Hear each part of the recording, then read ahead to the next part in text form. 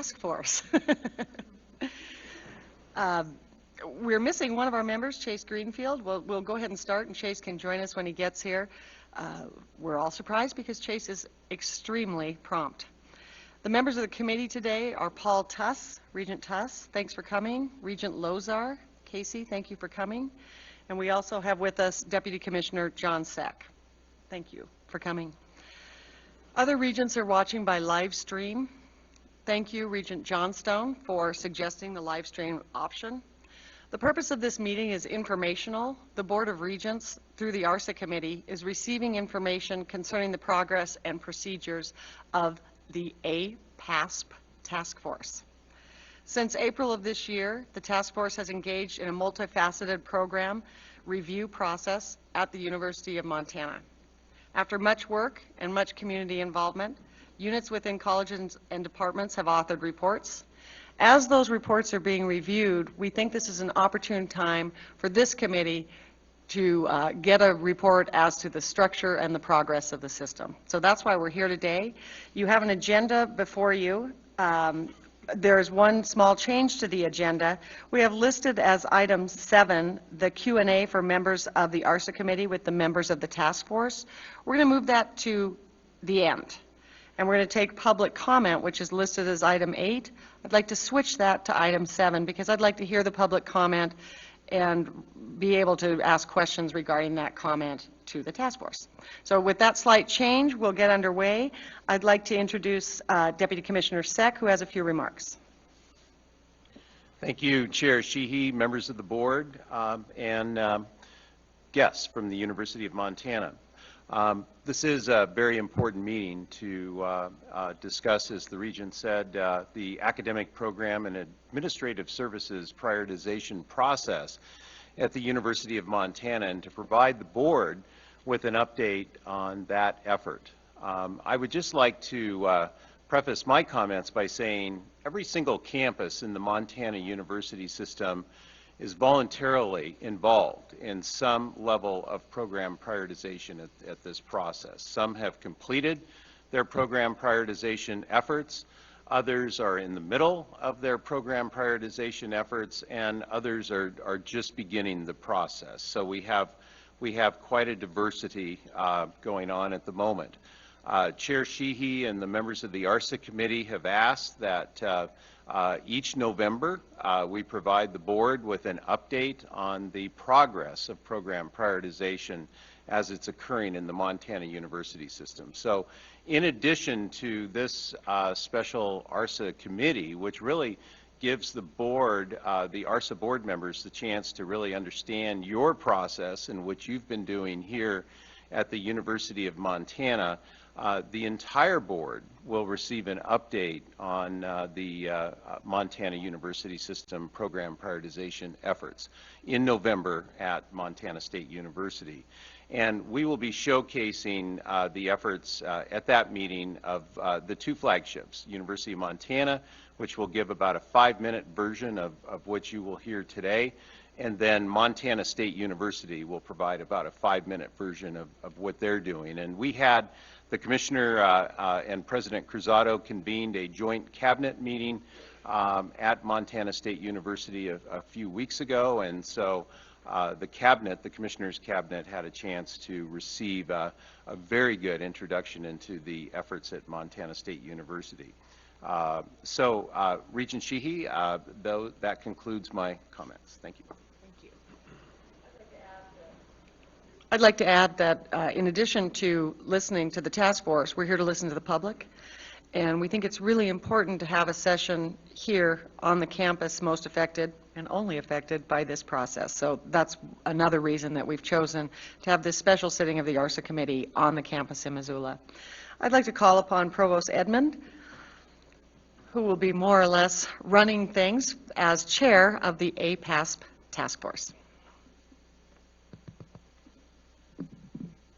Hello. Is this on? Yes. Okay, thank you.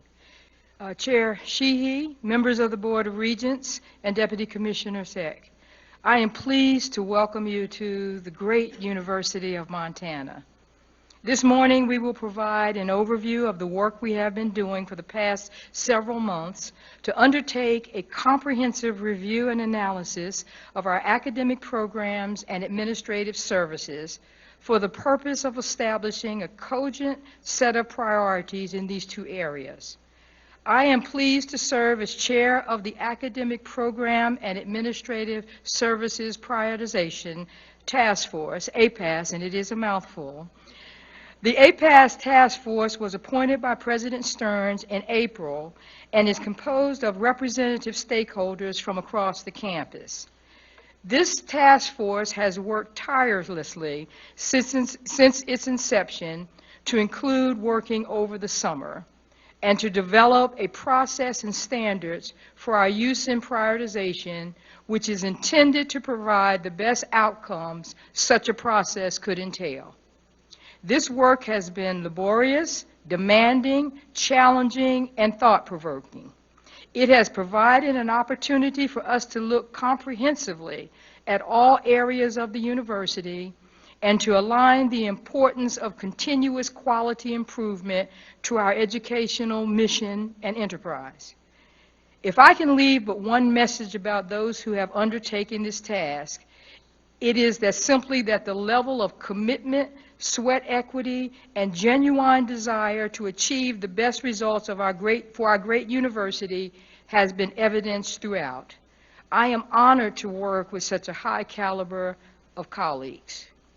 What you will hear from members of the APASP Task Force is a description of the fundamental components upon which this process was built, a discussion of how the APASP Task Force has woven this process together and the approaches they will take to meet our charge, a discussion of highlights from the review process for both academic programs and administrative services, the role and importance of data informing this process, and finally, comments from President Stearns and I on several key aspects which will guide the role of the executive team in this process.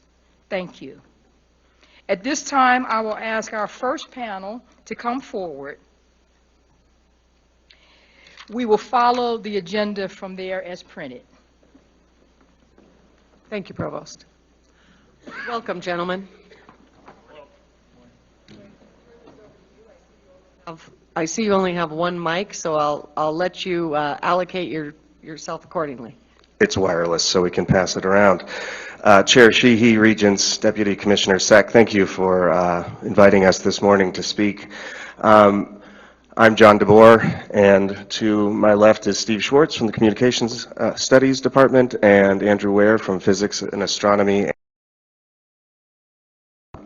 And I'm going to start off by talking about our framework for the APASP process. I won't belabor it because it is available online.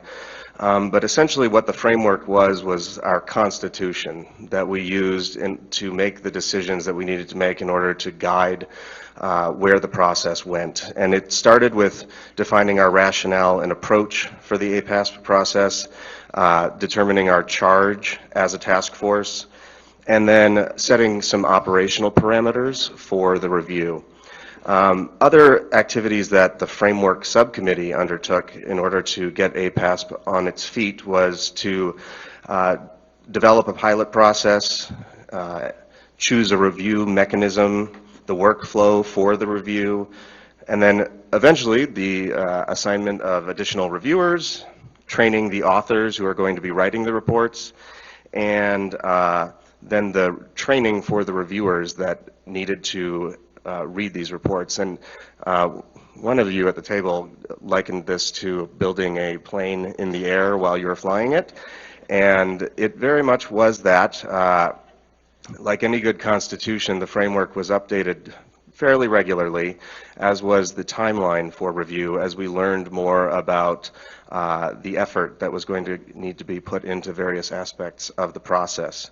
And so if I had advice to give to one of the other campuses that was undertaking this process, would be to take your time and maybe work in tandem on various steps in the process. We worked fairly linearly from developing the process, implementing the process, and engaging in the process, and perhaps it would have been wiser to develop all three of those stages at the exact same time. So if you are taking notes on how to do this better in the future, that would be one recommendation from the Framework Committee. And now I'll turn it over to Professor Schwartz. Hello, as John said, my name is Steve Schwartz. I'm a professor in the Department of Communication Studies, and I was the co-chair of the Criteria Committee, and so my comments will be about the criteria that we generated. Then comments are in three areas. I want to talk a little bit about sort of our rationale and goals for those criteria, the process that we went through to generate the criteria, and then just very briefly some strengths and limitations that I see that they have for informing both the task force's deliberations and the President and Cabinet's decisions. In terms of the rationale and goals, I think first of all we wanted to generate criteria that would be relevant to all programs and all administrative services at the university. We decided early on to have one set of criteria for the academic side and one for the administrative service side, but as you can see, the criteria are very parallel, and I think that reflects that we, as a task force, felt that every unit should be able to speak to their quality, to their productivity, and to their potential for future development and growth. Second of all, we recognize that evaluating units on these criteria would require us to gather both quantitative data as well as qualitative responses to a series of questions that we generated, particularly because of the complexity and breadth and differences between different units on campus. We felt it was important to give units the opportunity to have written questions that would comment and provide context about their programs, as well as to be able to comment on some of the data that was generated centrally about those programs if they had concerns or discrepancies, to make sure that those data were giving us an accurate picture of their program. And third of all, we wanted the criteria to focus on program and service performance in the recent past, but also give an opportunity to talk about opportunities for growth and development in the future, hence the opportunity analysis criterion at the end. In terms of the process, we started out with the 10 criteria that came from the Dickinson book, and we tried to really throw a lot of stuff out to the campus community early on with the idea that we would then try to whittle down and incorporate that feedback to get a more manageable set of criteria. We also looked at what some other campuses have done on prioritization, and it seemed that many of the programs had some variation of those Dickinson criteria. And so I think, no matter what, I think there's a lot of differing opinions about the Dickinson's approach, but what we saw is that if you're going to evaluate programs and services at a university, there's kind of a standard set of criteria that you need to look at, and there's not a whole lot of difference, so I think there's agreement on those. Our committee worked on the qualitative questions. The metrics committee, which I think Andrew will speak to, worked on narrowing down some of these quantitative data points to find out which of those data points we had solid central data on, so I'll let Andrew talk about that. And much of the summer then was involved in sort of calibrating all of those elements together and continuing to incorporate feedback from campus about draft documents that we had. We wanted to make sure that we were asking the right things and giving every unit the opportunity to put their best foot forward. For time purposes, I won't talk about a whole lot of examples. I mean, if you want to ask about that, we can. But I guess I'd rather spend the rest of my time talking about strengths and limitations. The task force, I think, one of the strengths of these criteria is that the task force really tried to strike a balance between being comprehensive in our analysis and our criteria without asking for too much extraneous information. I think early on we decided that 10 criteria was probably too many. We looked at another model that just had 3, and which may be a useful kind of model for a more streamlined approach. I think the task force is working through the process now of figuring out, do we ask for too much or not enough? And so I think we'll probably have more lessons learned at the end of the process.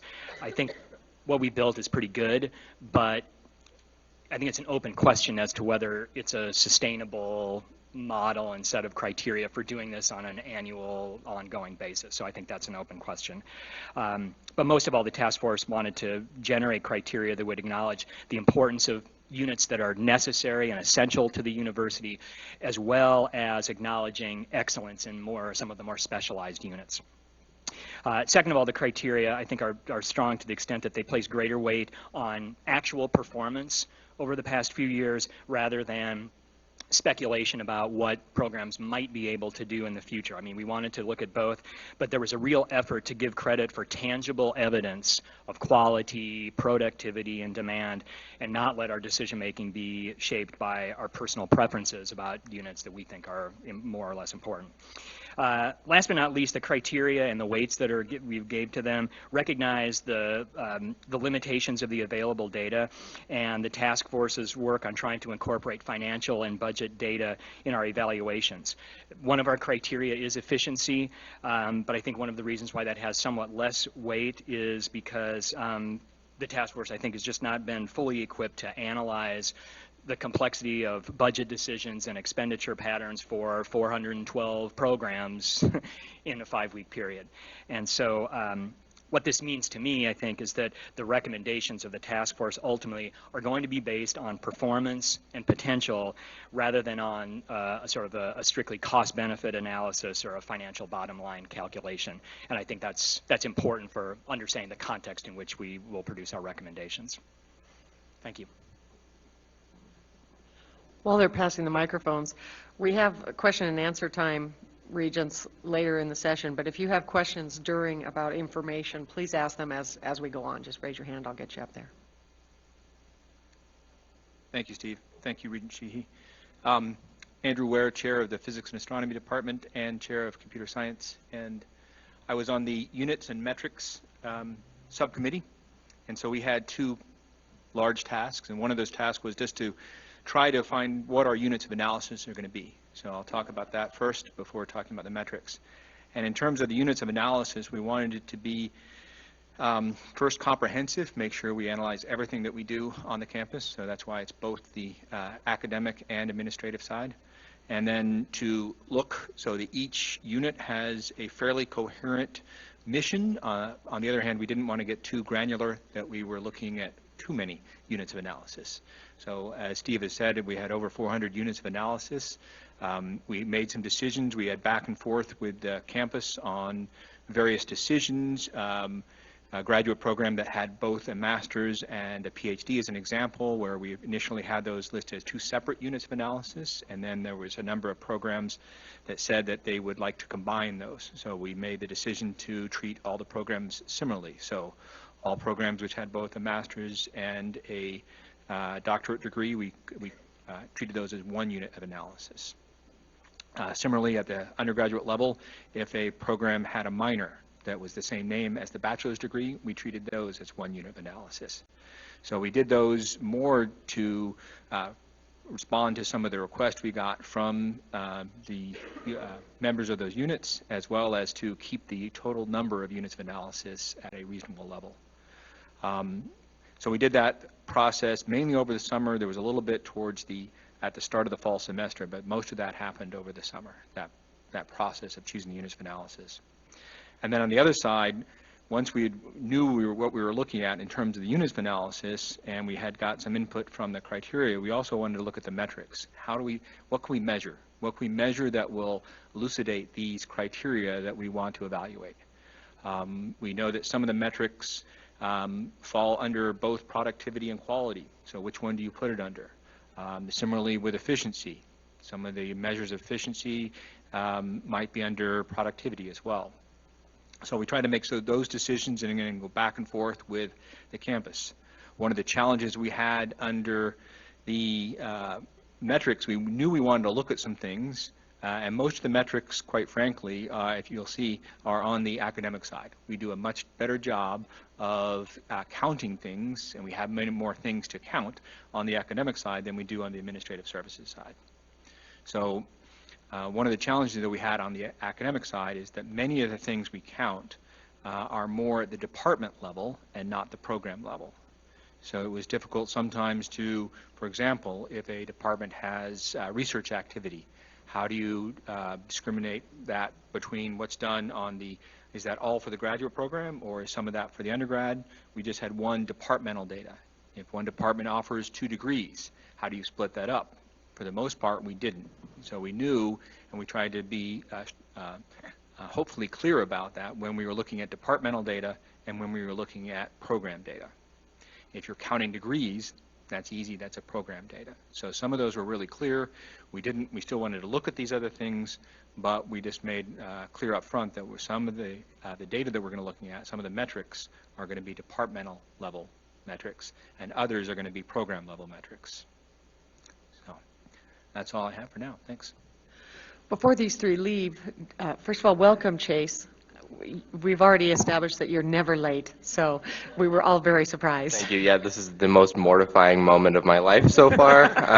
He's had a good life. Due to a failed alarm this morning, and I sincerely apologize to everyone present and won't take up any more time with my tardiness. Well, luckily, he's been a student member of the APASP task force, so this was review for him anyway.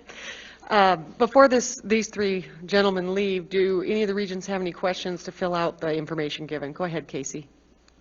Thank you, Chair Sheehy. I had a question that I've been asked several times by community members in regards to this APASP process, and I think Dr. Schwartz mentioned a little about that challenge of the number of criteria and how much time was available, and looking at efficiency and trying to understand budget constraints and some of the targets that perhaps we were shooting for here. I just want to clarify a point that, to my understanding, there isn't a budget target that we're looking at in terms of prioritization process, and there isn't a target for number of programs or types of programs that we're looking at through this process as we consider putting them in the different categories for decisions here coming up in the next month. Is that correct? Our operational parameters from the framework are a little vague in both of those, that we list that UM's expected flat enrollment projections for fiscal year 2018 and fiscal year 2019 of 11,000 student FTE. That was to inform our building of the process, but we weren't supposed to specifically be looking at heading right towards there. Same with anticipated budget reductions. Since there was no clear number, there was no way to work towards that. So they were on our minds, but never a specific target. Regent Tuss. Thank you.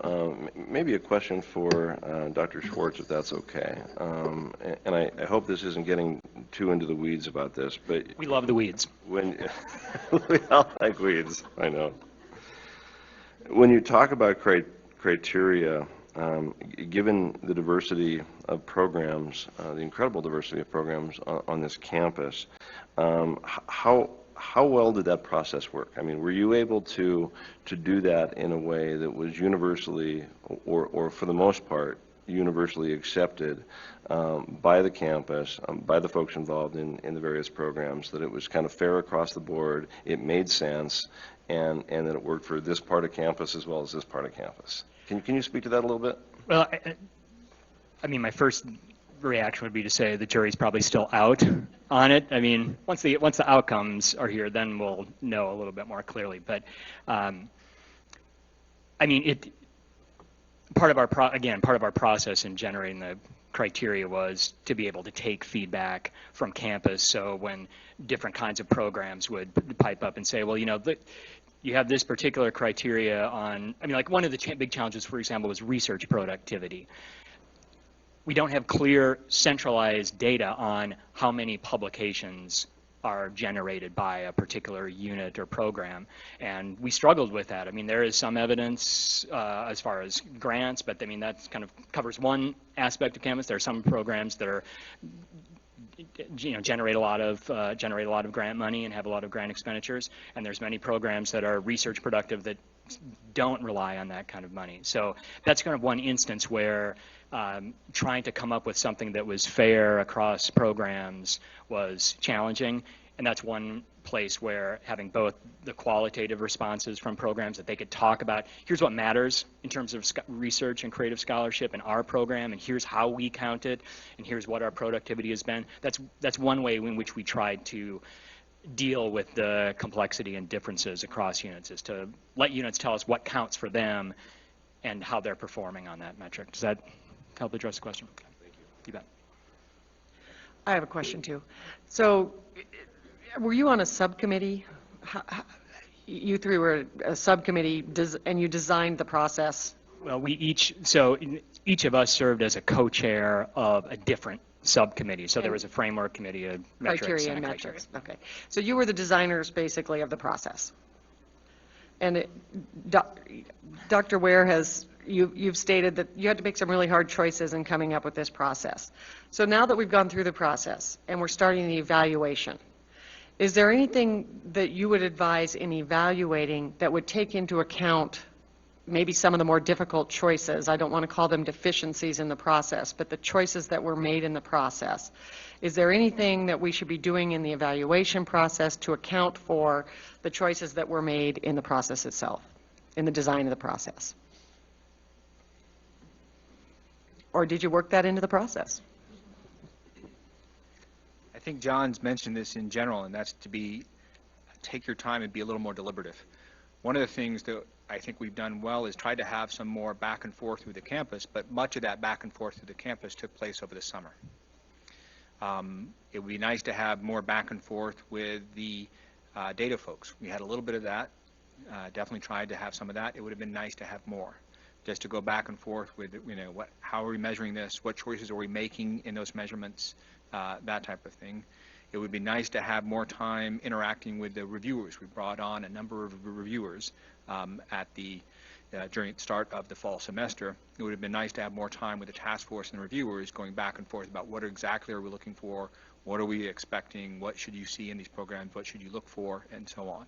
So part of, I would say, the deficiencies are a result of the compressed timeline. So for other campuses, I would definitely say have that back and forth. Take that time in the process to have the discussions about what you're doing and go back and forth with both the data folks, the community, as well as any people you bring in to help with the process.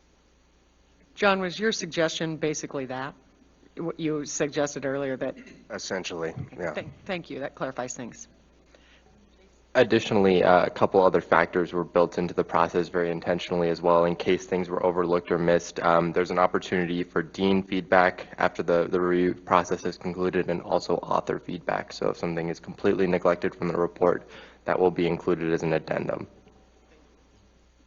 And if I may add just a point of further clarification, there were 3 subcommittees with 2 co-chairs, and the task of those subcommittees was to develop drafts that were then vetted by the entire APASP task force. So there was a lot of back and forth on every single aspect. We just asked these individual task force to come up with something for us to chew on, and chew they did. So I don't want it to seem as if that there wasn't that comprehensive discussion across the task force, because there's a lot of folks who did a lot of hard work beyond just the 3 great gentlemen here. Thank you. Deputy Commissioner Seck. This is just a general question for the panel members, but I'm curious. You mentioned that you began with the Dickinson framework and used that as a beginning point. Do you have any advice for other campuses who are just beginning this process with respect to the Dickinson framework? Was it a good place to start? Did it provide you a helpful beginning framework?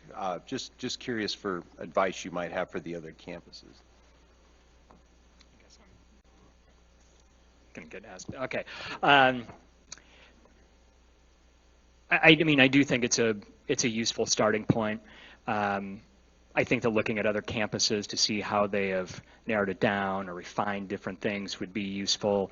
But then sort of the proof of the pudding is also not just what are sort of those broad categories of the criteria, but then what specifically are you going to look at to flesh out that criteria. So if it's quality, I mean, how are you going to gauge that? I mean, that's a complicated question. Same goes for criteria. So it's partly about criteria, but also figuring out sort of what level of data and what level of comment you're wanting to have from programs on your campus.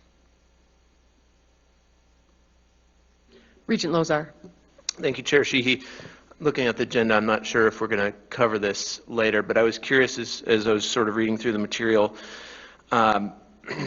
the outcomes of going through the pilot process in July and some of the things that you learned going through the pilot that sort of changed or restructured your thinking as you went into September and October. Well, one of the major ones was that we came to the determination we probably couldn't do this all on our own as a task force, and we opened it up to additional reviewers.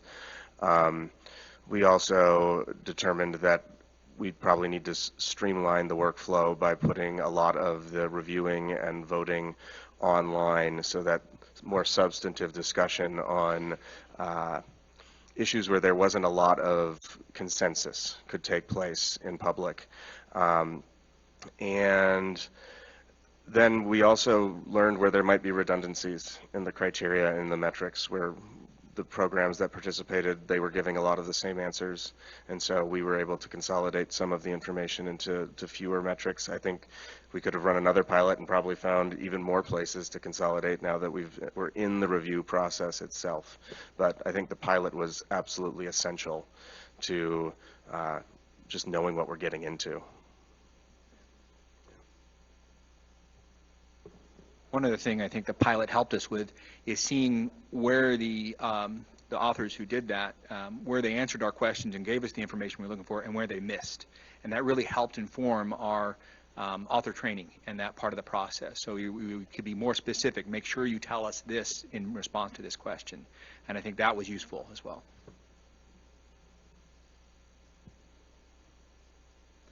Thank you so much. We're going to move on to the next topic, but I think, Mr. DeBoer, that you're still here. Oh, okay. So the next topic is report submission and review process, and we need Dr. Liz Putnam and Ms. Jen Zellmer. Where's my? Did I get it right? Where's my? Okay, thank you. I'll let you take over. Green light. Yeah. Thank you. I appreciate that. Thank you all for being here and for coming to Missoula. We really appreciate your time and effort on this process. As I can swear, all of the task force members have put in a ton of time and effort as well, and we are still doing that. So my job here is to go over how we are now implementing the review process that we are in the midst of. Our purpose was to try to deal with, how do we deal equitably with over 400 reports from both sectors, from the academic and the administrative sectors. So we actually based a lot of our review mechanisms on NIH grant review mechanisms because, quite frankly, it's what I was familiar with. And it was my subcommittee chair's task to me was to help develop this.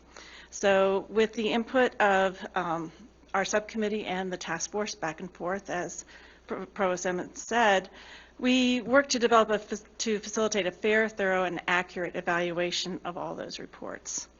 So the general procedure is that first thing we figured out, as Professor Ware mentioned, was that there was no way the 18 of us were going to be able to do this all by ourselves, particularly when we wanted at least 3 evaluations of every single report. So we recruited 32 additional reviewers to the original task force members. So the first thing we do is to declare our conflicts of interest so that we are able to, once again, be very transparent to campus and be very fair. Reviewers were randomly assigned to the reports with a few parameters, and those were that at least one original task force member would be assigned to each report, someone who was part of the whole creative process. The second is that there would be at least one faculty member and one administration or staff member to each report. So you wouldn't have say, an administrative report being evaluated by 3 faculty members or 2 faculty members and a student, so that there would be somebody from those sectors there to be able to give that kind of perspective, make sure that things were on track. Those 3 primary reviewers are in the midst right now of examining those reports in detail and then scoring it based on the rubrics that you all have.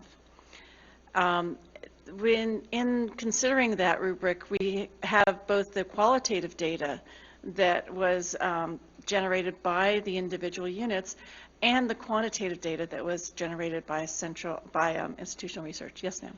I'm going to interrupt you briefly. Can you remind me how many reports there are to review? 412. 412. So as you can see, in our compressed timeline, trying to do this in the constraints in which we were given, we are just we have midnight email buddies that we are back and forth with, as several of us can attest. But those 3 primary reviewers are really responsible for digging into the details, digging into all the metrics that were generated, the data that Professor Ware talked about, and then quite often, as he described, it's impossible to try to tease out at an institutional research level what is part of, say, a departmental data is the responsibility of a certain program and applies to a certain program. So one of the things we did was to allow the authors to speak to the data and tell us, yes, it was correct, or no, we believe that our faculty teach this much, or this much of their effort is towards this program as opposed to the rest of the department. So we gave them the opportunity to make adjustments or explain their adjustments. And then we have the qualitative data that they are responsible for. So those reports are all then uploaded to a system. And after those 3 reports are uploaded, it's the responsibility of each of the original task force members to then go in to read the report, read the evaluations of that report, and then see where they think which prioritization category this particular unit should fall into. You know, based on the rubrics, based on closer review, I've spent a lot of time going back and forth to the original report, particularly if there is some difference of opinion in the reviewers. Nicely, for the sake of all of our sanity, most of the times the reviewers are pretty much in concert.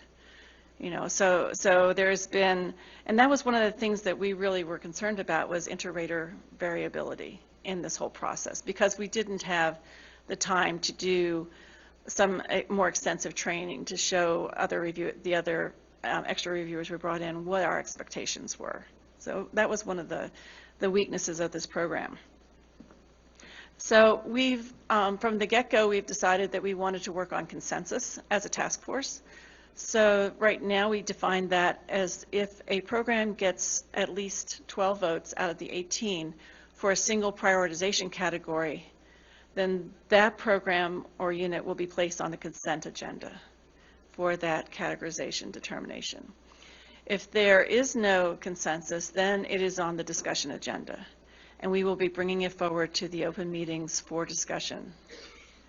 Additionally, any program or unit that is placed in the lowest category for extensive modification will be discussed automatically.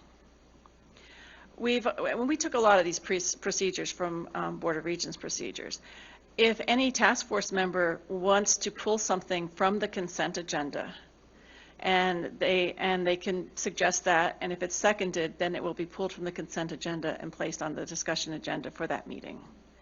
So we do have these checks and balances to try to make sure that everything is as open and as fair as possible. Okay. So the plan is then for the original report, all of the original reviewers, the 3 reviewers' comments and evaluations are all then put together along with the prioritization decision, and this is then passed on to the executives, the deans or the sector heads who are responsible for those units. Because we wanted to get their input, we wanted to get that overview that they can offer as to perhaps opportunities that the task force missed, because we're all looking at individual parts of a whole. And you know, I may have reviewed one sector and my colleague another one, and we don't see that the two of them could combine necessarily. So to help us inform our recommendations to the cabinet, we'll get those sector heads reports. And as mentioned previously, we are also giving the unit authors opportunity to respond. Say, hey, you totally missed the boat on this. You're dinging us for something that you shouldn't be dinging us for. And maybe we didn't say it right or miss something, but we're giving them a chance to respond. So all of those reports, along with our final recommendations, are what's going to be passed on to the President and the Cabinet when we're finished. And do you have any questions? I know it's a lot to... Any other members want to comment? Well, we're going to... Oh, we're talking about different things. Yeah. Okay. Any questions? Okay. Well, the next topic is the report submission and review. And for the academic reports and for the administrative service reports, all authors were invited to training sessions where they were given an opportunity to ask questions about the criteria and metrics, as well as get best practices for authoring reports. We also held trainings for the reviewers that we brought in, probably not as thorough and as many as we would have hoped, but we did get a chance to try to do some norming amongst the reviewers as we onboarded them. And then all reports were submitted into a software system called Exceed, which is an abstract review software that they use for the undergraduate research conference on campus. We spent a lot of time trying to decide how we were going to receive these reports. It was one of the areas that when we had Dickinson and his associate on campus that they wanted us to think about early and often. And we probably put it off for too long. There is no perfect software out there. John, when you say receive these reports, are you talking about the reports from Exceed or the reports across campus? The reports from the departments? The reports from the department. So the Okay, unit reports that we received, they all went into this system. And there is really no perfect system to do this review the way that we've designed it, because we wanted to have reviewers able to see each other's comments in the system, to be able to normalize their responses to what the other reviewers were seeing, and we didn't really get to achieve that by the end of the process. And so one of the considerations probably moving forward is if prioritization is an important part of the academic enterprise in this state, how do we do that in an efficient manner that uses the time of the people involved in a way that is efficient, essentially. So once we got everything into Exceed, there were the three primary reviewers. They reviewed the reports. Each criteria was scored on a score from 1 through 9, 9 being the highest, 1 being the lowest. And we asked the reviewers to keep their rubrics close at hand when they were doing the reviews, so that they were always checking in with the rubric, something that if we had the ideal system in place, that would have been right there in the scoring mechanism, but instead we were able to just encourage them to keep it with them. And then for the academic programs, they have both centralized data and qualitative responses. So reviewers were asked to evaluate the evidence holistically by integrating the quantitative and qualitative evidence and considering it in light of the rubric language to derive a score. And what I'm reading from right now is actually the review guidelines that we gave to our external reviewers that were prepared by our criteria committee, who were able to fully expand upon what we were looking for. And it was actually helpful for those of us on the task force that weren't as intimately involved in the details of creating the criteria. Then one potentially useful technique we gave to the reviewers was, in order to avoid inflation or deflation, we asked them to start in the middle at 5 and work their way up or down based on the evidence they received. considerations that we gave them were lower scores should be given when units provided limited evidence, failed to address all of the applicable questions, and did not directly answer the questions as they are stated. And the reverse was true for the higher scores, that when they achieved all of those areas, they would be rated highly. We also had to make our reviewers aware of our data issues in terms of understanding the quintiles, that each metric was placed into a quintile from 1 to 5, understanding the trends in the data over the 5-year period. We also gave them access to the raw data that we were deriving all of this information from, and then understanding the limitations there. So some data was presented at the department level, some data was presented at the program level, and then some data was unavailable for programs in general. There are certificates and minors where the tracking wasn't there in order to provide us with adequate information, so we were mostly working off the qualitative, or we asked departments to provide their own quantitative data.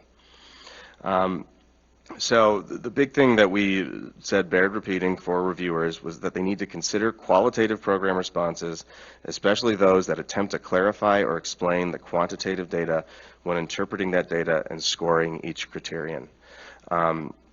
Because there might be information out there that speaks to a trend or speaks to the number of students in a program that aren't immediately available just looking at raw data. So accreditation caps, for one. If a program is in a low quintile because they've only got 25 students every year, and the trend is pretty consistent over the 5-year period, but they can't have any more than 25 people because that's the number of people that their accreditors will allow based on their faculty. So these were considerations that programs were able to explain in their reviews, and then the reviewers could take into account when assigning a score. And now I'll turn it over to Jen to talk about administrative services. Oh, you have one question. One clarification, which reveals more about what I do for a living than what you said. I wanted to clarify that this Exceed software does not grant a score. It's merely a manner of accumulating the data and organizing it. Yeah, and it's how we were able to pull reports and get our final weighted scores. I misunderstood you at first and thought that Exceed took this data and then pumped out a little There's score. actually a whole second mechanism too, and an access database where then the task force goes in, gets that information, and assigns a prioritization category, which is where we are right now in the process. Thank you. Good morning. As John mentioned, I'm Jen Zelmer-Quaresma, and I'm in Athletic Academic Services. I was on the criteria subcommittee with Co-Chair Schwartz and Dean DeLuca. And so I'm going to share a little bit about the administrative services side and how we've been looking at the administrative services side of the review process. You notice in the documents that we shared that we have similar criteria to the academic programs, but the weight of how those criteria are applied is slightly different. And so those are the ones that we wanted to make sure to identify with you. In our review, we've been looking for what units provide essential services to UM, how they support and contribute to the mission, and if they are doing it with quality and efficiency. And we are also evaluating the opportunities within the services where we can identify best practices, innovation, and contributions to the strategic vision as we try to move UM forward in the future. We found in the process for administrative services that we do definitely have limited central data, and mostly we're incorporating employee FTE is what we're seeing in the central data. We've discovered that units that do not collect data in their areas, as well as those who actually collect a vast range of information, but it is not centralized. And so in our review process, we are looking at the unit as a whole and evaluating the qualitative and what limited quantitative data we have. But in the administrative services, we're not actually comparing the units because they all provide different services on campus. For this round of the review, we also incorporated in the initial unweighted section, which is letter D on your criteria and metric sheet that we shared, a request for those functions that the units provide, so that in the future we can gather where we may have any redundancies or where we need to provide more resources or consider consider alternative ways of providing the services. We are using a model called the ABC model, which Don Russell can share a little bit more about that particular resource, but it's asking for information in the functions of advising, communications and marketing, human resources, financial processes, and information technology services, just to name a few of those that we've gathered from each of the administrative services. And then the hope is to eventually analyze this information as well in the ongoing prioritization process that will continue, and to keep it centralized so that at any moment the university can see how many departments or units are engaged in each of these different types of functions at any given time. And so we hope that through this APASP process, see, I get the tongue-tied also, APASP process, that we can create standards and measures, at least for the administrative services side as well, because we don't have that as centralized. So that's a breakdown of administrative services. Regent Greenfield. Would the three of you mind touching on reports that were not submitted by the deadline and how those are considered in the review process for us? We did have a few programs and services fail to submit reports, and so the determination that we came to was that we would review them exclusively on centralized data, which becomes very difficult with administrative services, since there is very little other than the amount of money we spend paying people to be in those services and on operations in those services. So they are reviewed, but minimally.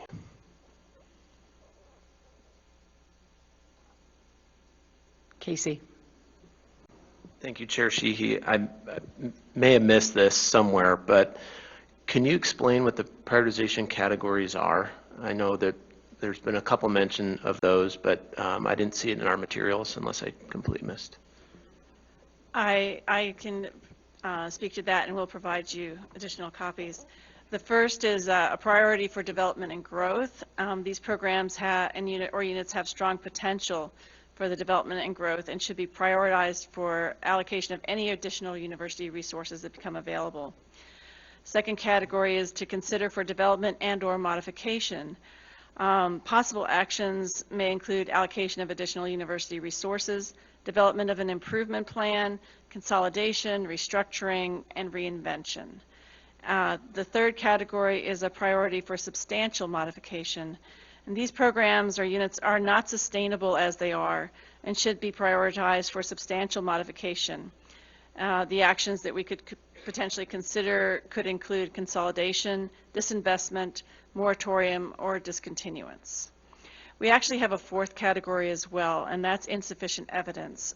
We decided that there was no way to fairly evaluate programs that had not been around for a while. So if the available evidence is insufficient to justify a substantive recommendation at this time, and we actually figured that any program that had been around less than 4 years would fall automatically into this category.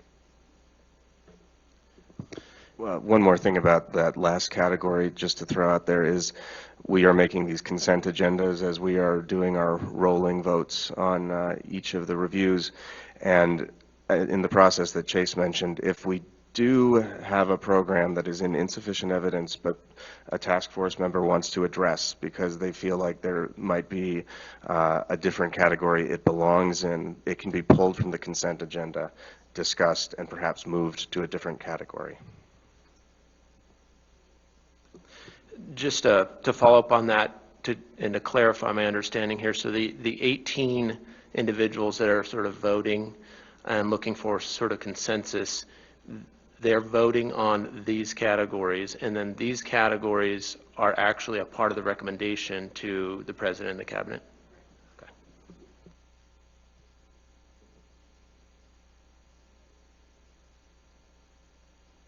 We're done with this part of the process. Let's see. Next, we have the importance of data in APASP, and the challenge of data integrity and trust. We need Ms. Ressel and Dr. Ware. Thank you, Regent Sheehy, members of the board. My name is Dawn Russell. I'm an Associate Vice President and Chief Data Officer here at the University of Montana. My team and I have had the pleasure of supporting the APASP task force as they have gone through this process. And it has been a pleasure. Lots of lessons learned. So I want to talk a little bit about the kind of unglamorous part of the process, but actually the data that's used with this. The task force made it incredibly clear from the beginning that we needed to have good, reliable data. This needed to be a data-driven process. So I knew my task from day one of meeting with the group.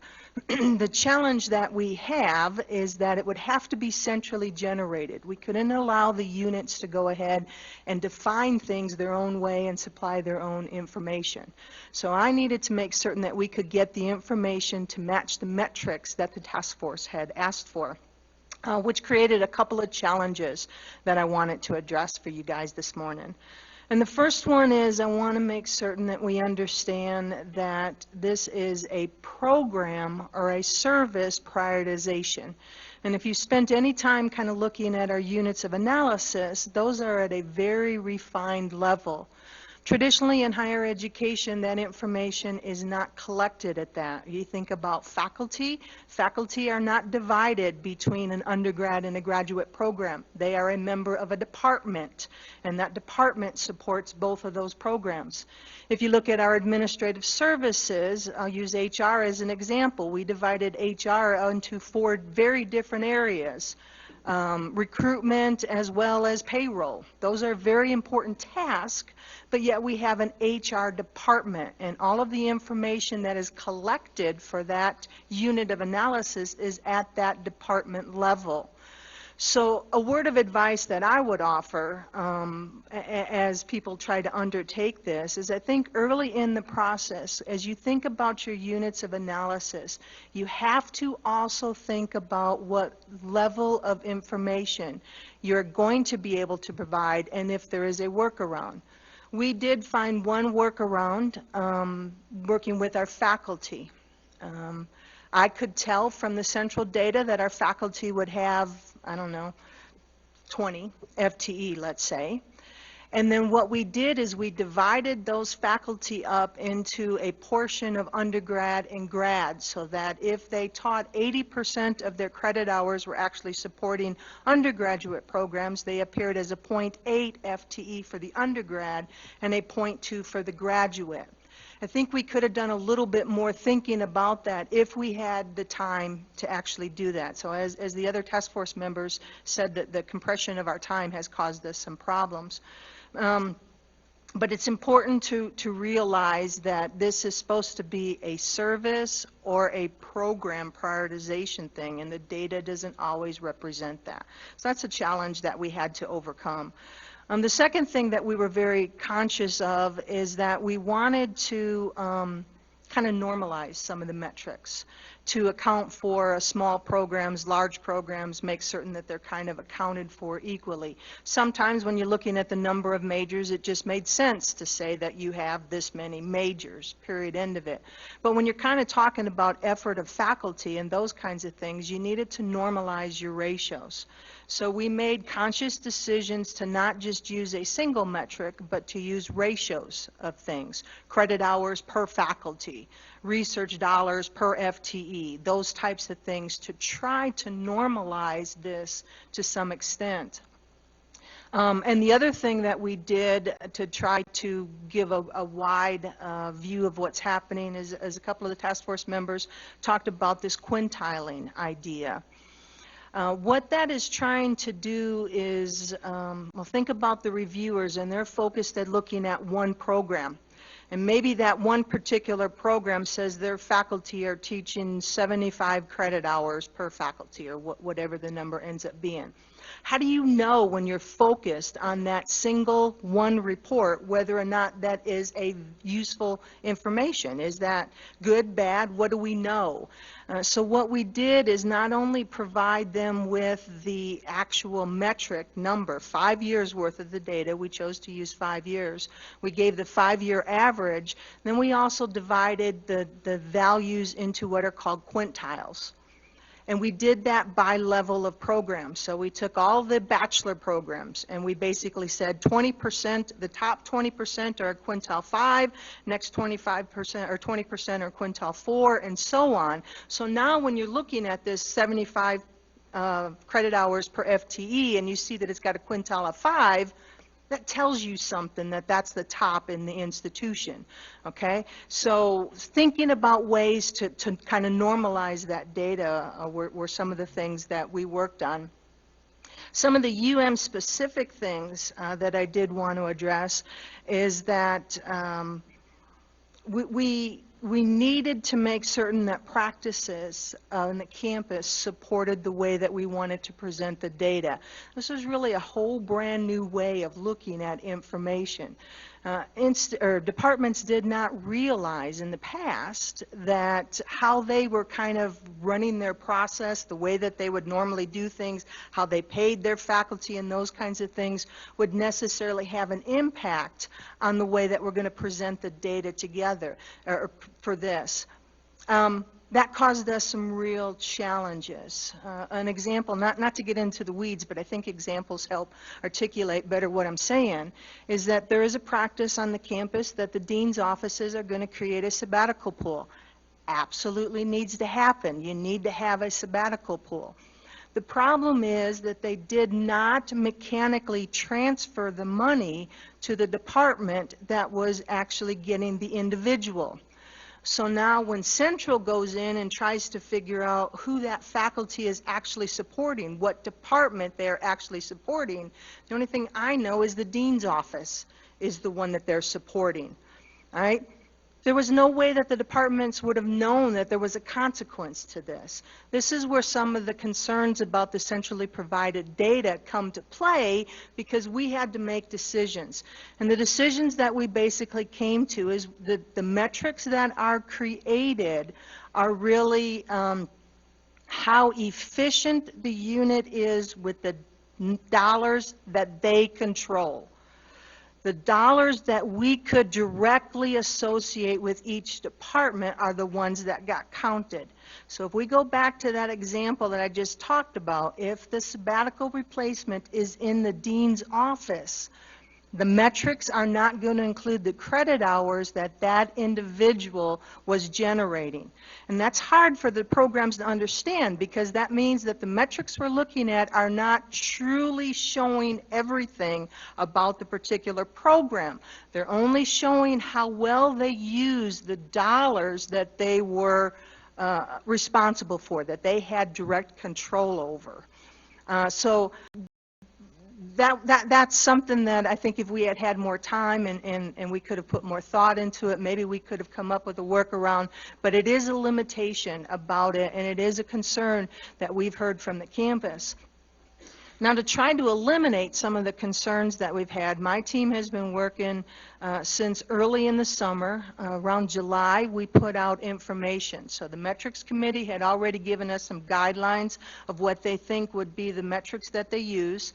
My committee put out on the website information for anybody to go out there and look at. We met with lots of people. We negotiated what looked good, what didn't look good, kept making modifications to get that data as clean as we possibly could. And then when September came around, we put together these individual data sheets that would then be provided to each of the units that talks about their specific metrics. And then, as some of the task force members recommended, that you don't always get to the data in the fashion, the way that the units thought. So we felt that it was very important to not only give the units the data, but to also give them an opportunity to talk about it. So each one of the questions had 250 words where the units could actually describe what's true, what isn't true. Excuse me. The centrally provided data had that exact same opportunity, so that the readers would be able to know that, yeah, the central data looks good. No, it doesn't, you missed this or whatever. So the only other thing that I would say from my perspective that I think is important is if we're in a crunch time period, I think it would have been better for us to have a fourth committee that was working specifically on the data. Not that the task force wants it, but these guys on the metrics committee, I mean, they were working so hard just to figure out what is the right thing that we should be measuring. They didn't necessarily have the time to get down to the how are we going to measure it, and how are we going to deal with these challenges that we have with the centrally provided data and the processes that the campus has. So it would have been helpful if we had had that opportunity to really have those in-depth dialogue discussions. Anything? Thank you, Don. And Don and her team have definitely worked very hard. We've asked a lot of them in this process. It would have been nice to have, as I said before, just to have more back and forth with them. I tried to provide some of that, but even more would have been better. Some of the challenges we had, for example, in some of the data, the time to degree, the time to completion. Just to let you know, here's the underside of what, you see the number out front, here's the underside of that. It was calculated in the end from when the person started at UM to when they finished at UM. So if you had a couple transfer students complete your degree that year, you look really good. You were very quick to completion. If you had some students that took a few years off, then came back and completed that year, you look really bad. And that was a really long time to completion. So that time to degree, because of that, was somewhat questionable, and quite frankly. We would have liked to have been able to refine that more. How can we more accurately do that from first-time, full-time freshmen, which is typically done in the data provided to you for completions? We didn't do that in this process. In terms of the quintiles, we made some choices, or some choices were made by the data folks in quintiles that we might have gone back and forth and done differently. For example, the research dollars generated, the grant dollars generated, and the IDCs generated, that was grouped by department. So we had information typically on how much a department generates. We quintiled it by program. And what does that mean? That means one department, which is very active and very high, but has 5 programs, will take 5 of the top spots in that. So it's a little bit not necessarily, it does follow the general trend, but it's not necessarily the most accurate. We weren't consistent necessarily in terms of how we quintiled certain groups. We have 3 professional programs. Sometimes they were quintiled by themselves, which is not a good choice, and sometimes they were quintiled with the graduate programs, which is perhaps a better choice. So there were some questions like that we weren't always consistent in our quintiling. So that's, again, that back and forth, more time would have, I think, allowed us to overcome some of those things that we only belatedly realized. Regents, any questions? Regent Tuss. I don't know that I have a question, but listening to you, Don, and this goes to everybody, I really want to thank you for doing this. My head is swimming a little bit about how you devised this process. And I think if you were to do this over again tomorrow, there would still be questions about, is it the perfect process? But what you just described to me, it appears in spades that you took care to make sure that this was a fair process, and I think that's incredibly important for this institution given the nature of the programs that you have here, particularly given the liberal arts nature of this particular institution, that the fairness that was put into this process for the large programs as well as the small programs. So not a question, just a thank you for making sure that this process, what you described, seemed to be incredibly fair to across the board. Thank you. Anyone else? I'd like to, I guess I have a comment also. Sounds like you've identified what you consider to be the deficiencies or weaknesses in the system that's devised, and that we're relying on the 5-year average, the reviewers, the disclosure of the deficiencies, and the comments within the system to equal out the things that we've already identified as deficiencies in the data. Is that correct? Kind of had to make some choices and chose to do it that way. I'd also like to thank both of you for really a terrific explanation of a very intricate process. I really appreciate the articulate presentation of what this is all about. Thank you. Regent Lozar? Thank you, Chair Sheehy. So I would piggyback on my colleagues here and thank you for this incredible work that you've done. There's no right way to do it, and I think you worked really hard on trying to find the middle ground to satisfy the particular things that we're trying to do through APASP. The data is incredibly important, period, but it's important for those reviewing these reports. So I guess, do we feel comfortable that those that are reviewing the reports understand the idiosyncrasies in the work that you did in trying to normalize all these varied data sets? Are we feeling comfortable with that? I think I tried to provide, one of the things we did provide was a discussion on the data and where is it accurately reflecting the programs, where there are some issues with the data. We provided that to the reviewers. Again, more time with those reviewers and so on, back and forth. I think now it is incumbent upon the task force as well as now we're reading the reviewers' comments. Did they appropriately take in the data?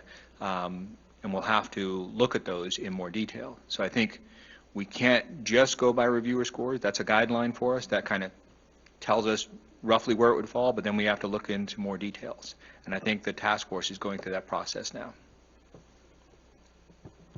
And if I may just add to that, you've got the list of the public forums and everything that we've had. The task force has been very gracious to allow me opportunities to speak at almost all of those. So we've had the opportunity to share with the campus the challenges and that stuff. So if the reviewers had been engaged in that, they kind of knew before they were even chosen as a reviewer some of the limitations. And I would just like to echo that the materials that Andrew put together, I think are very useful in kind of summarizing, look at it this way, think about it this way, be cautious of that. So it's a little resource document that I think is really going to be helpful to the reviewers. Any other questions? We're going to take an unexpected but needed 10-minute break, and we are going to stick to 10 minutes. We're going to come back here at 10:29. I'm not even giving you until 10:30. So 10 minutes, and we'll be back. Thank you.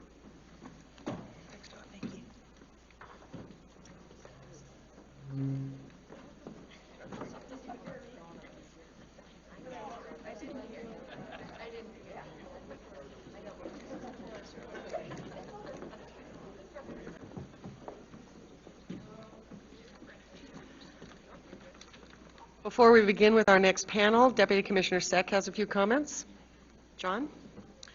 Chair Sheehy, members of the board, and also to our panelists who've been with us this morning, I just want to say I'm very impressed. This process has clearly been a process that has been led by the faculty and the shared governance of the university, and has been administratively supported. But that's what program prioritization should be about. So congratulations and just thank you very much for the great work that's been done. Thank you, John. Next. Chair Sheehy, members of the board, Deputy Commissioner Seck, before President Stern moves into her discussion, I'd like to just give you kind of a really quick overview of the timeline. I have given you a handout, and if they would put on the screen now the timeline. The timeline for this process has been very clear to everyone. It's been fast-paced and truncated, and we have learned, of course, that there's significant challenges that come from trying to do what we've been trying to do in that timeline. But nonetheless, I think we've moved on in a very expeditious and thoughtful way. So the timeline is actually on the website. It's in the framework document, but I thought it might be useful for this purpose and to kind of lay a framework for President Stern's comments and to put in context some of what you heard from the panel. The panelists, a little bit about walking you through the timeline so you would know where we are and when we will have our final product from this process. So if you will, The first slide talks about the fact that all of these reports were due October 2nd, and as was indicated, most of them were in, and we had to make a decision as a task force, well, if someone doesn't submit a report, what should we do? And of course, we've dealt with that. The other thing that you'll see on the timeline is a reference to a phase 1, and I think it's important for you to know that part of the discussions among the task force was, given the massive nature of this process, could we break this into 2 phases? And we did agree as a task force that we would do a 2-phase process, with phase 1 encompassing general funds, but all academic programs obviously receive general funds, and some of the administrative programs that also receive general funds. So the big chunk of this is within phase 1. And as I think, and someone from the task force, Chase, maybe you'll shake yes or no if I get this wrong, there are about 30 programs that will fall over into phase 2, which are programs that are by and large administrative programs that are funded out of different sources. Yeah, okay. So the current process we are in, as you see on the slide, is from the submission of the reports, and from October 3rd through the 8th of November, as indicated, the task force is now deeply embedded in a process of reviewing the data and putting programs in categories. On the 8th of November, in the second slide, you'll see the APASP task force will place those programs in categories, and this information will be sent to the deans and the sector heads, and it will also be posted on the web. And I think that's another point that I want to emphasize. We have focused extensively on transparency with this process, and we have a website where we put all information, all votes, all decisions, all information, so everyone can have access to that. So the period from November 8th through November 15th, the deans and sector heads will be able to provide feedback on the prioritization categories for which all of the units are assigned. That information is due back on the next slide, which is on the 15th of November. And then from roughly the 16th of November till the 30th of November, APASP, that's when the real difficult decisions and tough stuff comes in. They will have the reports or the feedback reports from the deans and sector heads, and they will also have feedback from the committee, which will also have the opportunity to submit some feedback or comments, because it'll be public, for them to know where those categorization decisions have rested.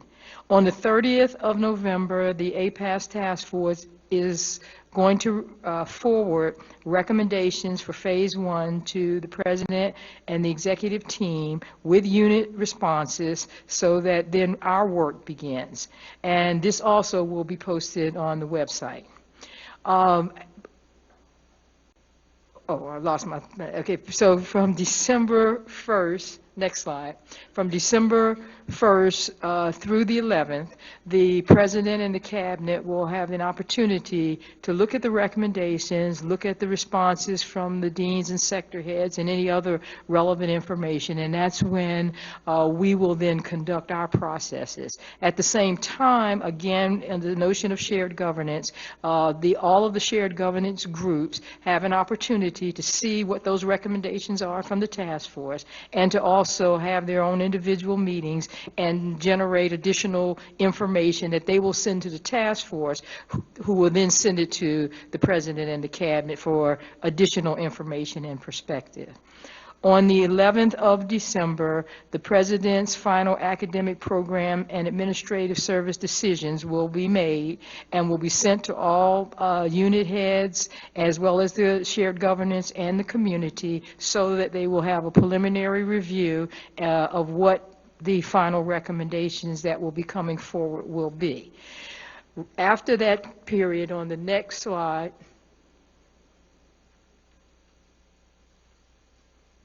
okay, from the 12th through the 14th, and we recognize this is a constrained time, but each of the shared governance groups will have meetings so that their constituents can have one last opportunity to provide feedback to the president and to the cabinet on the final recommendations that will be made. And the cabinet and the president will look at that before the final report, which will be presented on the 15th to the board and to OCHI. So that's kind of where we are, but the takeaway is that we will have a final set of decisions from President Stearns to you on the 15th of December.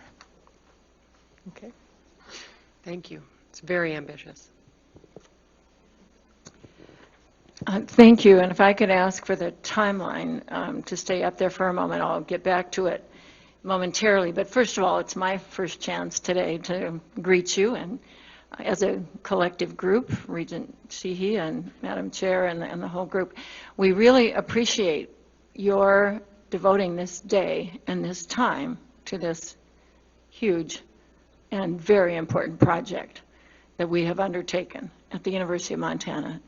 We began talking and setting aside this date, as Regent Sheehy will recall, sometime midsummer. Might have been August, but I said, I know I will need, and I think the university will need, the opportunity to really have guidance and conversation with this committee about what we are doing, and maybe even if you need to give us sort of course corrections or, questions that we can begin to address them now. You'll have an opportunity, of course, at all times to call us individually, collectively, but again, our 5 minutes, is it, at the meeting, your regularly scheduled meeting in November. I began to think about that clear last summer and thought there will not be enough time with all that goes on in November for us to really have a dive into the work that we've been doing here, and that you could see the timeline. Now, I often get asked about the timeline. If I hear one objection or concern most often expressed, and I would share it really, is how compressed the timeline is. And of course, the lesson and the good practices, if not best practices, that we will convey to others in future years will be, to the extent that you can extend this process, if you're going to make it so holistic, please try to do that. We had and have good reasons for the truncated schedule. In terms of our consultations with Bob Dickinson and others across the country, they say some universities will do a project perhaps not as large as one covering the whole administrative and academic portfolio of a university. They'll, in 9 months is the shortest anyone's ever heard of, in a couple years, or maybe even slightly longer, and then maybe proceeding on a cyclical basis to get to what will be on 6B of our agenda, things we've always done this way. I really think this process we can build on it, and we can adapt it, and certainly improve upon it, and make it in some cyclical basis that will change the kind of routine reports that we are submitted yesterday to the board that we do every November of the blank. I can't remember the exact number, but I think it was 7 programs, and we submitted the data that we received from an analysis of some of our programs from 2010 to 2017. And those possibly will be incorporated into your agenda. Normally they would be on the consent agenda and you would approve them. My question, rhetorical for the moment, really is to you, but also to Deputy Sec, and that is it even wise, given that we're taking a whole different way of looking on these, and clearly our groups and recorders and writers have been looking at those same 7 programs. Should we actually have those on your consent agenda for approval in November? That is a rhetorical question for the next day or two when you compare the old way of doing things, or maybe you'll decide that's the better it has its own role, and it's not supplanted by a continuous prioritization process. But I throw that question out there in terms of doing things the same way. The other thing people often ask, why the whole university? Well, because we are needing, very much so, and perhaps more so than most universities, to address structural budget challenges in our university. And if we want to do this budgeting this winter, spring, and to do it in the most informed way possible. And there will be some very hard decisions, as there have been the last few years, but they're just getting harder.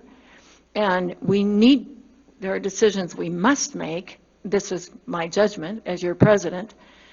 As I looked at the facts last winter and spring as I was starting my year of presidency, and I just believed that if we could possibly strike a balance, I don't even know if we've done it, but we could try to strike a balance between thorough analysis of academic and administrative programs and the need to come to some conclusions that enabled us to make build wise budgets in our planning, budgeting, implementation cycle. Recently, several of us were bragging to the Northwest Commission on Colleges and Universities about our planning cycle. That cycle may get revised somewhat, but I think I have a slide that we can maybe toggle to. I might come back to this timeline, though, so I hope we don't completely lose it. But what we need to do and what we say we do, and what is to, not my puzzle pieces, I want to come back to those. It's more of a circular, anyway, it depicts how we go from planning, budgeting, here we go, plan, budget, implement, assess, and that's what we'll do with this very process as well. We are already planning. We will need to budget based on these plans. This is a prioritization plan that I've been asked as your president, as I conclude my presidency, to have the framework of a plan for you. We will implement.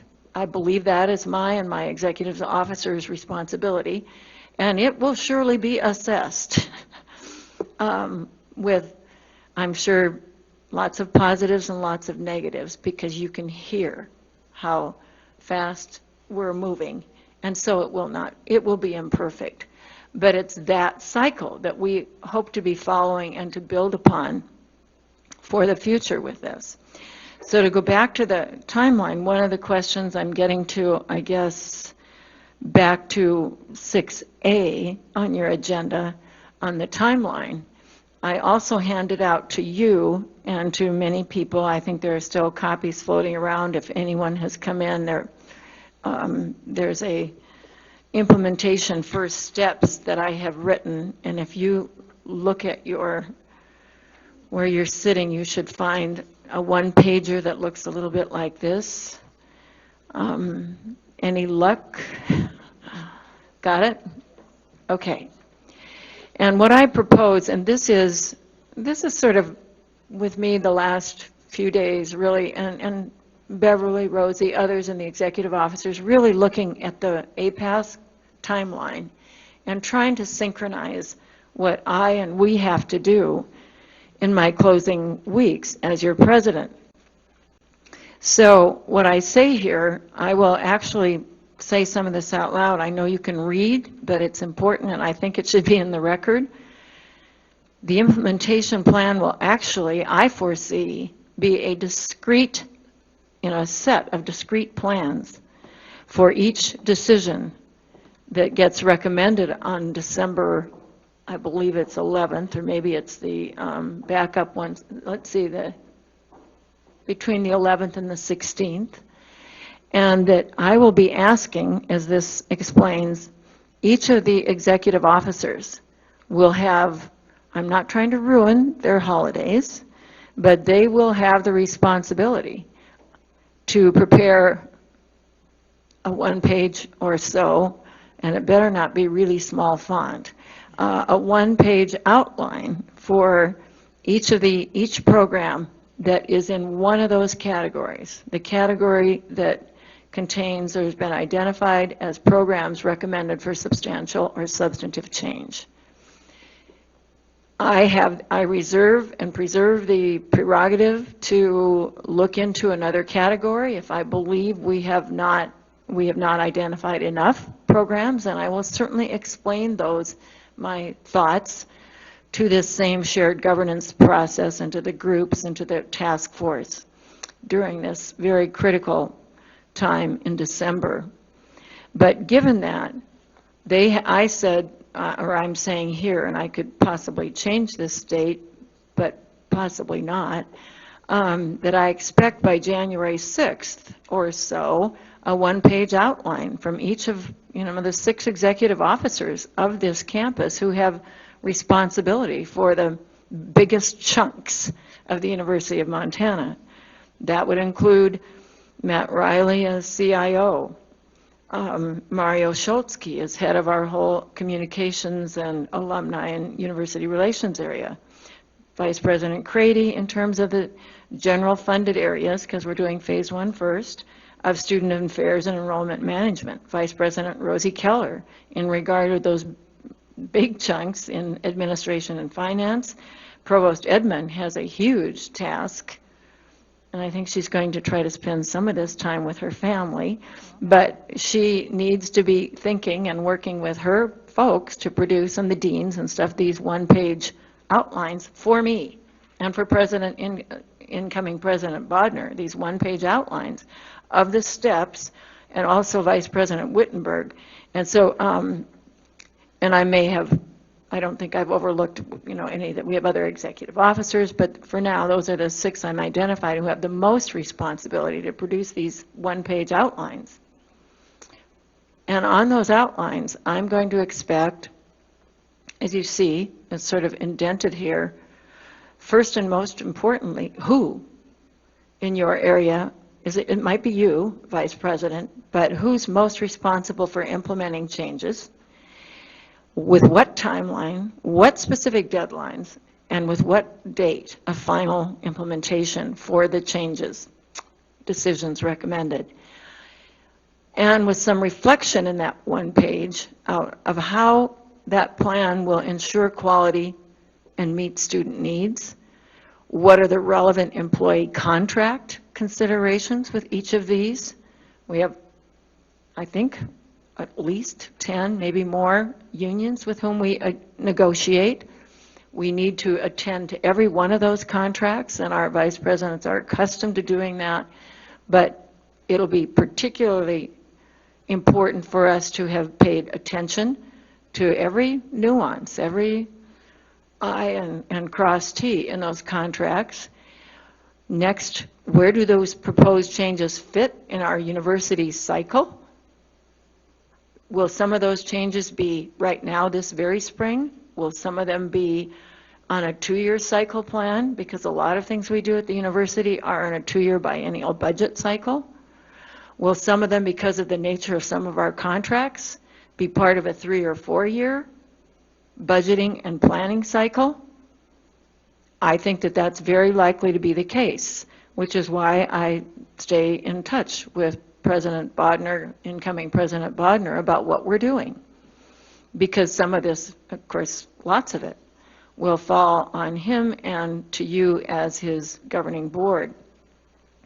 Finally, a couple questions. What resources, if any, will be required? Because some changes will, especially when they get to evaluating ones where you want to invest in strengths, or you say it's very strategic, for example, to invest more in recruiting and enrollment, not less. Well, say so, please, on your one-page outline. And finally, and there I may add a couple more things here and still have all my vice presidents get this on one page, but and what, if any, functions within or because of us making changes to that service will cease to exist. Now, was it Don or somebody mentioned human resources? Actually, you're thinking 412 units of analysis? Really? But it was one of the big points of advice we received from others is you will not really get down to brass tacks in what you're doing if you don't get down to the unit of analysis within departments. So let me take what I think is probably a pretty safe program, unit of analysis within HR, payroll. I think probably we're going to continue with payroll. So it's relatively non-controversial, and yet, just like the President's office, they and we had to pull together, and using the guidelines and submitting it to Exceed, we had to analyze sort of on a 5-year timeline. What has happened? What are we doing? How effective are we? What functions might we be missing, or how could we be better? We had to do the same things, every unit of analysis. So it's one of the reasons I wanted to call your attention to the fact that I think for the timeline, I really see the fruits of prioritization playing out over the next 1 to 2 to 3 to 4 years. And I don't know what President Bodnar will dive into it with a new provost and shared governance leaders, and some of whom may quit in despair after all this work. I hope not, but it is, you know, to make this systematic, not a one-off. That is a lesson we hope to learn, but oh my gosh, if any of us is on a panel in some at Nakubo or someplace, God knows where, you know, in 3 years, all of us would say, oh my Lord, don't do that. But admitting and conceding that a process is huge and imperfect is different from saying you shouldn't do it, or it might, in some aspects here and there, not be end up with perfect conclusions. So I'm looking again at the agenda of the timelines. I may alter even the timeline I've suggested here, but one thing that doesn't show up on here, this timeline, is that I've noticed at your Board of Regents schedule that you meet. Your usual January meeting is just usually a conference call. But I attended in person last year. I suspect you will summon me to be there in person again this year, and even if you don't summon me, I think I will attend. Because I will have outlines by then from my vice presidents. I'll know a lot more than I know right now about how this is shaking out. You will have received a lot more feedback from our campus, our publics, our constituents, and community. And so I think that I hope, Deputy Commissioner Second, that, and Madam Chair, that you will recommend a little bit more follow-up time for me to close my loop on this, because it is shortly thereafter, sometime when I don't think there's going to actually be a baton that I hand to President Bodnar, but it will be mid-January. Our classes start January 22nd, and that's where some real work still needs to happen with APASP. And I'm hoping to use we've talked about pilot projects a lot, but that I've even said to Seth Bodnar, there will still be some planes in the air. They will not all have landed by January 15th or January 22nd. There won't be a perfect glide path, but we will do our best so that all the vice presidents, with the help of APASP's final work here to inform that, to then have what I mentioned here, would have been the old-fashioned notebook, but to refine the plan, leading toward what airport? What airport? The airport we're going to is a high-quality university that is smart about what it is delivering and serving with high quality. It is not in a defensive crouch, it is in a proactive mode, and it is doing so based on the best information we could assemble in the previous year. That's the airport, and that airport will be a mission-driven, strategic, balanced budget airport if I can help set it up that way. I feel kind of like I'm still out there laying asphalt on the runway, but I'm doing the best with the timeline we have. So those are my reflections, and I would be glad with my very wonderful provost who has led this effort to answer your questions and engage in conversation. Regent Greenfield. Thank you very much for this comprehensive overview. I really appreciate it. I have one question, a language clarification on the implementation first steps document. Sure. It says, I expect by January 6th the one-page outline for each program that has been recommended for substantive change. By substantive change, does that mean programs primarily placed in the top category, those that are priorities for growth, as well as programs at the bottom, priority for substantial modification? Correct. Thank you. As opposed to the one that, you know, they will have identified opportunities. Regent Greenfield, we're sort of foregoing some of the, yeah, thank you. You know, some of the ones that certainly should build upon what they learned for innovation, but it'll be really the big categories of where the most change is needed and where the most opportunities for the university to really be stellar are. And I would also ask Regent Greenfield that, hey, sorry, that we would also look at, for example, if it's administrative structures that need to be put in place, a timeline for those to be accomplished. I'm very committed to timelines. You know, even for my own transition out of this position, I want to leave a fairly clear path of monitoring this. Some of this will be able to be accomplished in a short period of time. Some will take a medium amount of time, and other things will take a longer timeline. So I think we need to, even if we have to adjust timelines going forward, we at least need to say this should be accomplished roughly by then so we can track it accordingly. Regents, any questions for these two? May I add my puzzle pieces? Remember Yes. that colorful Yes. thing I had up a moment ago?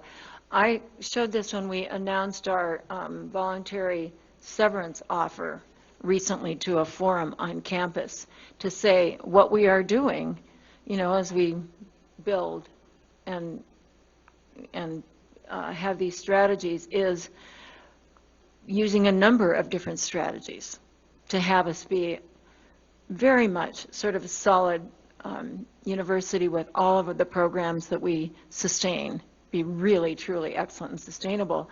So that includes APASP. If you'll see, it's one of strategies. Of course, growing enrollment is one of our strategies. It's, for a lot of reasons, that will be healthy for us to do. And I had up there for that forum asking everyone, now you know what October 30th is, don't you? It's the first day of spring registration. So it is all involvement by everyone on campus with a lot of strategies. Everyone, I think in the state, heard about the retirement incentive for faculty. A new puzzle piece that I was putting up that day was a severance offer for administrative and classified staff, in which there is a lot of interest.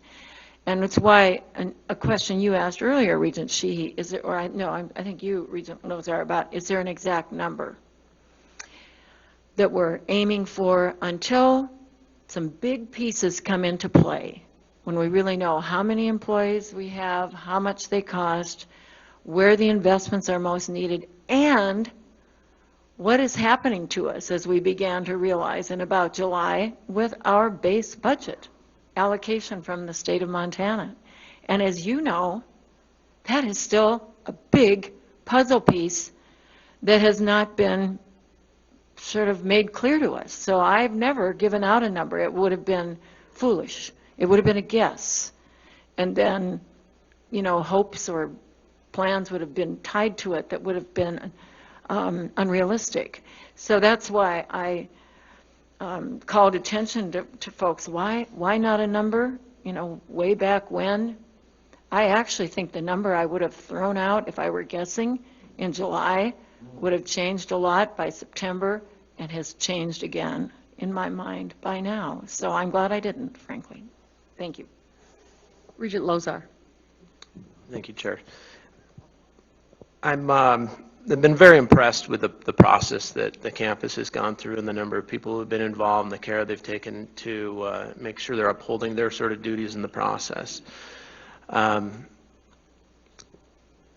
Maybe it's more of a comment more than a question, but I hope that as we go through the implementation process that we're putting the same amount of energy into the process. I guess that would be maybe a bit of my concern about the review is just one small part. Implementation is huge, and I'm hoping that we're thinking through each of those steps for each of the decisions that we're making to ensure that we have the capacity to be able to implement those and the people to be able to implement those with the same type of vigor and level of vigor that we put into this review process. I don't know if we've gotten there yet, knowing we don't know what those decisions will be, but has there been thinking that has been put into this, how we're going to do this in a comprehensive way to implement all these decisions beyond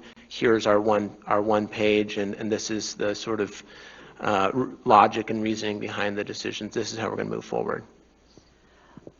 One step at a time, and it's a very important question.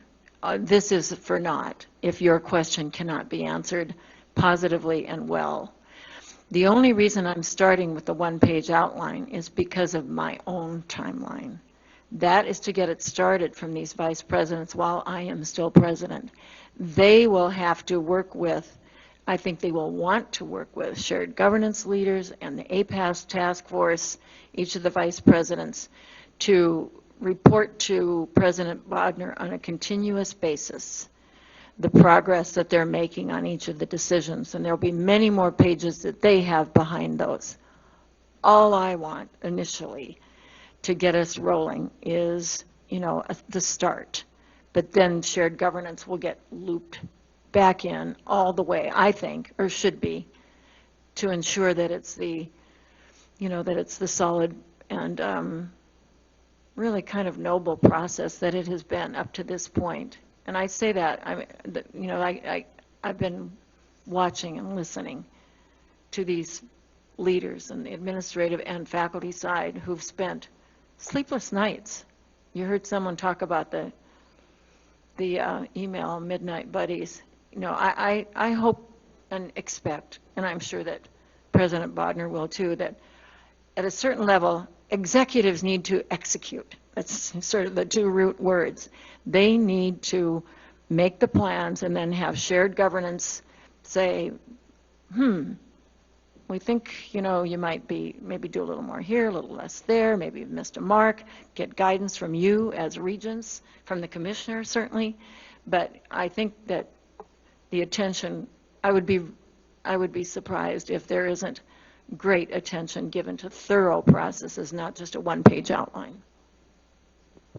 And I would add to that the focus is not to revisit the final decision, but to now turn our attention to the multiple details that are needed with assignment of who does what, when, and at what timeline we need to put in place to accomplish those decisions. And as I said, they will vary depending on the recommendation and the decision. So we want to be clear, and I think it's useful for our incoming president to have at least an idea of what to expect at certain timelines. And I see myself not only in the role of chair of APASP, but obviously as provost, of helping to make those two connections between the transition so that there's an opportunity for clarity, but that we keep the process moving.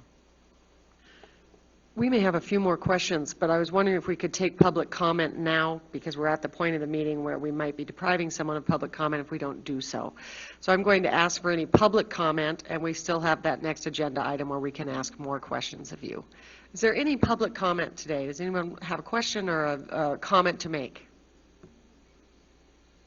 Any public comment? Okay, hearing none, we'll get back to our questions. Regent Greenfield. Thank you. So Provost Edmond, would you mind elaborating a little bit more on point 6B, addressing things we've always done this way? I think one of the things I'm most excited about with this process is what was referred to by our consultant Bob Dickinson as Bob's list. It's a list of things that we run into along the way that don't necessarily fit into a unit of analysis, but are systemic things that we would like to see changed about the university. I believe Professor DeBoer is kind of keeping a list of some of these road bumps that we've run into, but do you have an idea of how that will be addressed by the cabinet at this point? Well, I'll just give Regent Greenfield excellent question, and I'll give kind of just a general response. As you know, we have collected through the open APASP process a list of we call it, I think it's labeled the list, and it is really just people giving us questions that really raise our attention to why are we doing things like this. And it's been very helpful. And this document, and as we continue to receive questions about why are we doing it this particular way, I mean, even as I've talked with Don Russell about how we manage some of the data, the question about why do we do it that way. So the point is that, yes, as we think about implementation planning, we will be looking at things that we've done a certain way and how, as we implement that decision, we may want to do it a little differently. So absolutely, we will interface the two. Regent Tuss. Thank you, Chair Sheehy. I like this graphic, and I like the graphic because it's round, it's circular, and it kind of never ends, right? And I think it's important before we leave this meeting to have everybody understand that from a program prioritization perspective, from this board, budgeting isn't our first concern. It's important, it's critical, and maybe it's more critical at this institution than others. But we want to make sure that the right mix of programs based on the mission that this board has approved for this institution and every institution in the university system is supported. So I think it's very important that we make it crystal clear that we anticipate that not just now and the urgency of now, but in the future and in an ongoing way, that we need to look at these programs. Does it make sense for this institution or other institutions in the Montana university system to have these programs? What's missing? And what can we do better? So I don't want to leave this by just simply saying this is all about the budget concerns that we have right now. From this board's perspective, it's much, much bigger than that. And I really want to thank you, as I did earlier, for putting together a process that emphasizes that priority. Thank you. Thank you, Regent Tuss, and I should add that I probably didn't point this out. There is a second charge to the APAS task force that President Stearns gave, not only to go through this process, but to come up with a set of recommendations of how we can use what we've learned in the APAS task force in our ongoing academic program and administrative services reviews.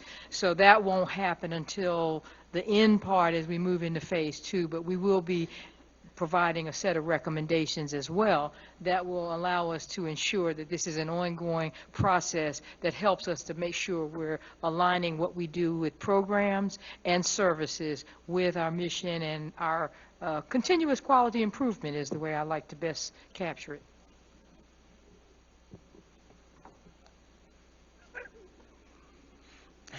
I have a couple comments. First, I feel like you've answered this question, but I want to address it specifically. It sounds like there's a transition plan, a timeline, that you will be handing the baton to the new president, that President Bodner understands where we are in this system and its effect upon the university that he'll be the president of. Regent Sheehy, yes. We do not have written out an exact transition plan. We are conversing probably every couple of days, and he's conversing with a lot of folks in the university and of course with the commissioner as we develop that, and we're all kind of at service to ensure that it will work. My understanding is mid-January. I don't know an exact date, but that's what I'm planning on. Catching a plane, actually, to be quite literal. And to do as much as I possibly can that is sensible for an outgoing president to do, you know, to enable, you know, the glide paths to be identified. It'll be bumpy, but yes, we're planning for transition and for a very well-informed transition and handoff of the important functions that, you know, I can download and pass along to the new administration. Thanks. I wanted to also address your rhetorical question, and I address it by sort of throwing it over to Casey. Casey at Regent Lozar has been the leader on this committee in requesting changes that make the review process more substantive, the program review process, both more substantive and more continuous. And we've been working on that in large part as a result of Casey's questions. So while you throw out a rhetorical question about whether the November consent agenda thing is still meaningful in light of this much more substantive process, I think that's something that as a committee we should discuss at our next phone meeting, and we should coordinate the changes that you've helped implement and figure out what we're doing there. So thank you for that charge to action. Any other questions from the regions? Before we close, I just want to thank everyone for the incredible amount of work. You've thanked us for coming up here today. Obviously, this is a drop in the bucket compared to the commitment of the campus. But I do think it's really important for everyone involved in this process and everyone at the university to know that while providing the information which has been so transparent on the website and allowing us that information, there's simply no substitute for us as committee members to come to one place at one time with all the same preparation and to speak directly to the people who are so involved in the process. And as great as the written work has been, this has really been a meaningful informational item for us, and it will help us when we get to the point of voting on things to have seen this process in action. So thank you so much for giving us this opportunity and to preparing this place for us to come together and hear your actual words. Thank you very much. Any other comments? Dr. Seck?